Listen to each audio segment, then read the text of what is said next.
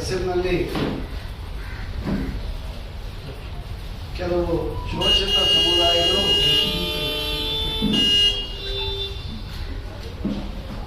ತಮ್ಮ ಹೆಣ್ಣುಮಕ್ಕಳನ್ನ ದೇವರಿಗೆ ಬಿಡ್ತಕ್ಕಂಥದ್ದು. ಆಕೆ ಗರ್ಭವತಿ ಆಗದೆ ದೇವರ ಹತ್ರ ಹೋಗ್ತಾರೆ, ದೇವರ ಹತ್ರ ಬೇಡಿಕೆ ಮುಂದ್ಬಿಟ್ಟಿದ್ದೀನಿ. ನಾನು ಮೊದಲನೇ ಮಗಳೇ ಸರ್ ಮೈಕ್ ಆನ್ ಆಗಿಲ್ಲ, ಆಗಿಲ್ಲ ಈಗ ಮಾತಾಡಿ. ಶೋಷಣೆಗೆ ಅನೇಕ ಮುಖಗಳಿವೆ.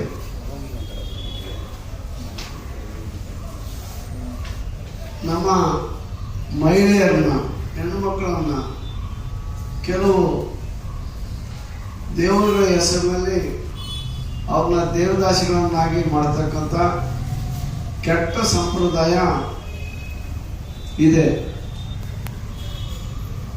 ಈ ನಮ್ಮ ಮೂಢನಂಬಿಕೆ ಒಳಗಾಗಿರ್ತಕ್ಕಂಥ ಈ ಶೋಷಿತ ಸಮುದಾಯಗಳು ಮಕ್ಕಳು ಆಗದೆ ಇದ್ದಾಗ, ಮಕ್ಕಳು ತಡವಾಗಿದ್ರೆ ಮದುವೆ ಆದ ತಕ್ಷಣ ಹೋಗ್ಬಿಡೋದು. ಆ ಎಲ್ಲಮ್ಮನ ಹತ್ರ, ಎಲ್ಲಮ್ಮನ ಗುಡ್ಡ ಅಂತ ಗೊತ್ತ ನಮಗೆ, ಎಲ್ಲಮ್ಮ ದೇವಿ, ಹುಲಿಗಮ್ಮ ದೇವಿ, ಉಚ್ಚಂಗಮ್ಮ ದೇವಿ, ಈ ಮೈಲಾರಲಿಂಗ ಹತ್ರ ಹೋಗ್ತಾರ. ಮೈಲಾರಲಿಂಗ ಇಲ್ಲ ಬಿಡಮ್ಮ. ಮತ್ತೆ 93-94 ಕೂಡ ಸರ್ವೆ ಆಯ್ತು. ಪ್ರೋತ್ಸಾಹ ಧನ ಅಂತ ಮಾಡಿದ್ರೆ 5 ಲಕ್ಷ ರೂಪಾಯಿ ಕೊಡ್ತೀವಿ. ಈಗಲೂ ಕೂಡ ಯೋಜನೆ ಇದೆ. ನಾನು ಸಮಾಜ ಕಲ್ಯಾಣ ಮಂತ್ರಿ ಆಗಿದ್ದಾಗ ಮಾಡಿದ್ದೆ. 5 ಲಕ್ಷ ರೂಪಾಯಿ ನಿವೇಶನ, ಮನೆ, ಬದುಕು ಕಟ್ಟಿಕೊಳ್ಳಿಕ್ಕೆ ಬೇಕಾಗಿರ್ತಕ್ಕಂತಹ ಕೆಲವು ನಿಯಮಗಳನ್ನು ರೂಪಿಸಬೇಕು ಅಂತಂದೇಳಿ ಕರ್ನಾಟಕ ಸರ್ಕಾರಕ್ಕೆ ನಾವು ಮನವಿ ಮಾಡಿದ್ದೇವೆ. ಈ ಇದರಲ್ಲಿ ಈಗಾಗಲೇ ಮನವಿ ಕೊಟ್ಟು ಇದರಲ್ಲಿ ಎಲ್ಲದೂ ಕೂಡ ಇದೆ. ಅದರಿಂದ ಸಮಾಜ ಇವರನ್ನು ನೋಡ್ತಕ್ಕಂಥ ದೃಷ್ಟಿನೇ ಬೇರೆ. ಸರ್ಕಾರವೂ ಕೂಡ ಇವತ್ತು, ಅದು ಸಿದ್ದರಾಮಯ್ಯನವರು ಅಂದರೆ ಒಂದು ಸಾಮಾಜಿಕ ನ್ಯಾಯಕ್ಕೆ ಬದ್ಧರಾಗಿರ್ತಕ್ಕಂಥವ್ರು. ಈ ಶೋಷಿತ ಸಮುದಾಯಗಳ ಬಗ್ಗೆ ಅಪಾರ ಕಳಕಳಿಯನ್ನು ಇಟ್ಕೊಂಡಿರ್ತಕ್ಕಂಥ ಇವರನ್ನ ನಾವು ನಿನ್ನೆ ಭೇಟಿ ಮಾಡಿ ಇವರಿಗೆ ಮನವಿಯನ್ನು ಕೊಟ್ಟಿದ್ದೀವಿ. ಇವರಿಗೆಲ್ಲ ಈ ಸೌಲಭ್ಯಗಳನ್ನು ಕೊಡಲಿ ಅಂತಂದಿವಿ. ಇವತ್ತು ಕ್ಯಾಬಿನೆಟ್ಗೂ ಕೂಡ ಒಂದು ಆ ಕಾಯ್ದೆ ಬಗ್ಗೆ ಬರ್ತಾ ಇದೆ ಅಂತಂದೇಳಿ ನಮ್ಗೆ ಗೊತ್ತಾಗಿದೆ. ಅದನ್ನು ಮುಖ್ಯಮಂತ್ರಿಗಳಿಗೆ ಮತ್ತು ಇದರ ಸಂಬಂಧಪಟ್ಟ ಮಂತ್ರಿಗಳಾಗಿರ್ತಕ್ಕಂತಹ ಹೆಬ್ಬಾಳ್ಕರ್ ನಾವು ಹೇಳಬೇಕಂದ್ರೆ, ಬಾಬಾ ಸಾಹೇಬರು ಯಾವ ರೀತಿ ಅವರ ಒಂದು ಧ್ವನಿ ಹೇಗಿತ್ತು ಅಂತಂದರೆ ತಳಸಂಬಾಯಿ ಬಗ್ಗೆ, ನೊಂದವರ ಬಗ್ಗೆ, ಒಂದು ನೋವನ್ನು ಕಂಡವ್ರ ಬಗ್ಗೆ ಹೇಗಿತ್ತು, ಅದೇ ರೀತಿ ನಮ್ಮ ಆಂಜನೇಯ ಸರ್ ಕೂಡ ನಮಗೆ 2017ರಿಂದ ಕೂಡ ನಾವು ಇಲ್ಲಿವರೆಗೂ ನಮ್ಮನ್ನು ಮೇಲಕ್ಕೆತ್ತ ಬಂದಿದ್ದಾರೆ. ಸಮಾಜದಲ್ಲಿ ಒಂದು ಸ್ಥಾನವನ್ನು ನೀಡ್ತಾ ಬಂದಿದ್ದಾರೆ. ಈಗ ಅವ್ರು ಮಾತಾಡಿದ್ದಾರೆ, ಅವರಿಗೆ ನಾವು ನಮ್ಮ ವೇದಿಕೆ ಪರವಾಗಿ ಅಭಿನಂದನೆ ಸಲ್ಲಿಸ್ತಾ ಇದ್ದೀನಿ. ಇಲ್ಲಿ ಮುಖ್ಯವಾಗಿ ನಾನು 4 ಪಾಯಿಂಟ್ಗಳನ್ನು ತಮ್ಮಂದ ಹೇಳಕ್ಕೆ ಇಷ್ಟಪಡ್ತಾ ಇದ್ದೀನಿ.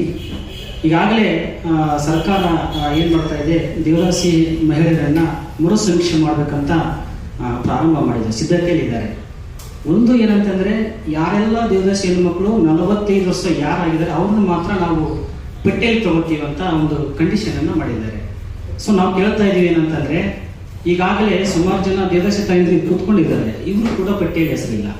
ಹಾಗಾಗಿ ನಾವೇನಂತಂದರೆ, ಯಾರೆಲ್ಲ ದೇವದಾಸಿ ಆಗಿದ್ದಾರೆ ಯಾವುದೇ ವಯಸ್ಸನ್ನು ಪರಿಗಣಿಸದೆ ಎಲ್ಲರನ್ನು ಸಮೀಕ್ಷೆ ಪಟ್ಟಿಯಲ್ಲಿ ನೀವು ಪರಿಗಣಿಸಬೇಕು. ವಯಸ್ಸಿನ ಮಿತಿಯನ್ನು ನೀವು ಕಡ್ಡಾಯ ಮಾಡಬಹುದು ಅಂತಕ್ಕಂಥ ಒಂದು ಡಿಮ್ಯಾಂಡನ್ನು ಸರ್ಕಾರಕ್ಕೆ ನಾವು ಕೇಳ್ತಾ ಇದ್ದೀವಿ. ಇನ್ನೊಂದು ಏನಂತಂದ್ರೆ, ಮನೆಗೆ ಹೋಗಿ ಸರ್ವೆ ಮಾಡಬೇಕು ಅಂತ ಅವರು ಆಫೀಸಲ್ಲಿ ಕೂತ್ಕೊಂಡು ಸರ್ವೆ ಮಾಡ್ತಾರೆ ಅಂತ ಹೇಳ್ತಿದ್ದಾರೆ. ಒಂದು ಪ್ರಾಬ್ಲಮ್ ಏನಂತಂದ್ರೆ, ನಾನು ಕೂಡ ದೇವದಾಸಿ ಮಗನೇ. ನಮ್ಮ ತಾಯಿಗೆ ನಾನು ಏನು ಓದಿ ಅಂತ ನಮ್ಮ ತಾಯಿಗೆ ಗೊತ್ತಿಲ್ಲ. ನಮ್ಮ ತಾಯಿ ಅಂದ್ರು ಆಫೀಸಿಗೆ ಹೋಗಿ ಏನು ಮಾಹಿತಿ ಕೊಡ್ತಾರೆ ಇವರಿಗೆ. ಈಗ ನಮ್ಮ ತಾಯಿ ಕೇಳಿದ್ರೆ, ನಿಮ್ಮ ಮಗ ಎಷ್ಟು ಓದಿ ನಮ್ಮ ಅಂತಂದ್ರೆ 13-12 ಓದೇನಪ್ಪ, ನನಗೆ ಗೊತ್ತಿಲ್ಲ ಅಂತ ಹೇಳ್ತಾರೆ. 13 ಅಂತಂದ್ರೆ ಏನು? ಸೊ ಹಾಗಾಗಿ ಇಲ್ಲಿ ಸರ್ಕಾರ ಏನು ಮಾಡಬೇಕು, ದಯವಿಟ್ಟು ನಮ್ಮ ಮನವಿಯನ್ನ ಮನೆಗೆ ಹೋಗಿ ಸರ್ವೆ ಮಾಡಬೇಕು. ಅವ್ರ ಮನೆ ಪರಿಸ್ಥಿತಿ ಹೇಗಿದೆ ಅಂತ ನೋಡಬೇಕು, ಅವ್ರ ಮಕ್ಕಳು ಹೆಂಗಿದೆ ಅಂತ ನೋಡಬೇಕು. ಆ ರೀತಿ ಒಳಗ ಸರ್ವೆಯನ್ನು ಮಾಡ್ಬೇಕಂತ ಇನ್ನೊಂದು.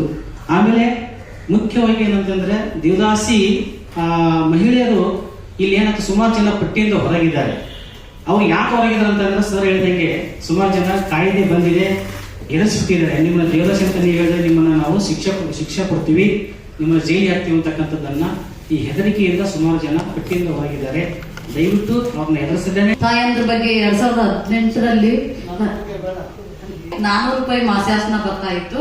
ಇವರು ಒಂದು ಸರ್ಕಾರ ಬಂದಾಗ, ಇವರು ಸಮಾಜ ಕಲ್ಯಾಣ ಇಲಾಖೆ ಸಚಿವರಾದಾಗ ನಮಗೆ ₹1500 ಮಾಸಾಸನ ಬಂತು.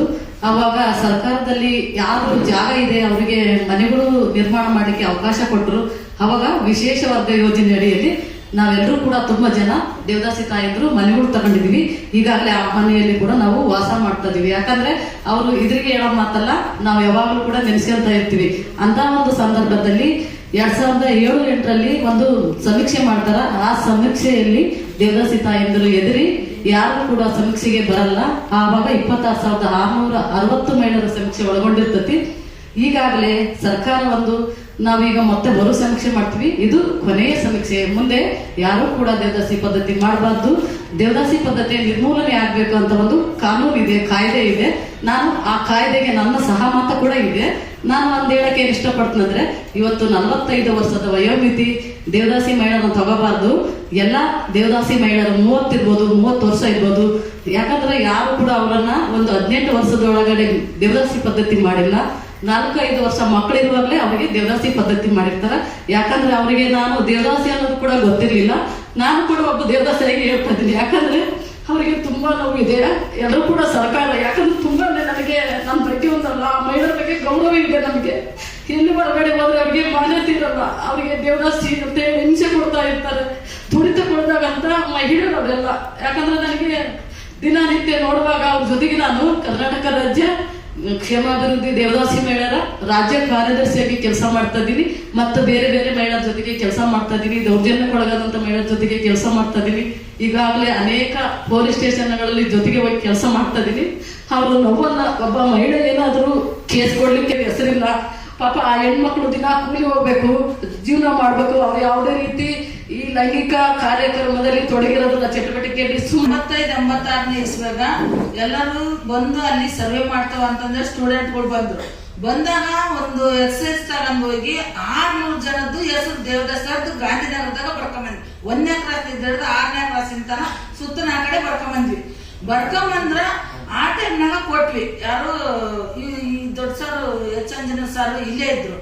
ಆಗ ದಾವಣಗೆರೆ ಗಾಂಧಿನಗರದಾಗ ನೀಲಗಿರಪ್ಪ, H.